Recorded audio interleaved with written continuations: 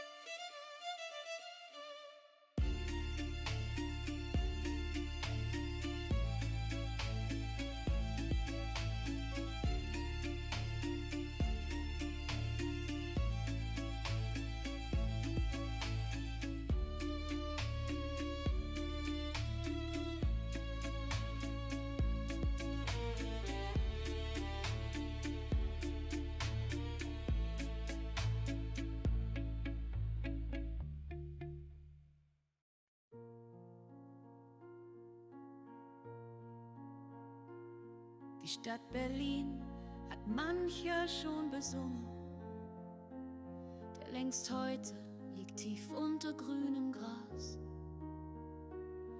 Für uns sind das bloß noch Erinnerungen, als ob uns Mutter was aus Märchen las.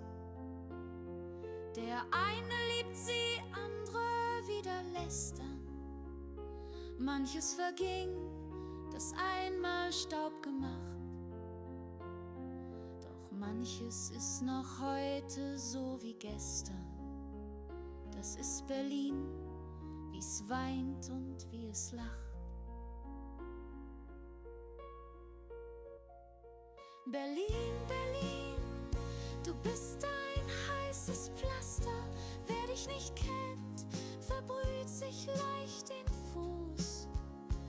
Wo die Moral wohnt, wohnt auch gleich das Laster. Und der Verriss blüht neben süßem Schmutz.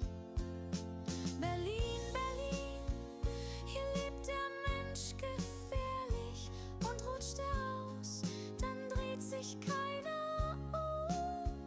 Doch haut er hin, dann ist der Beifall ehrlich.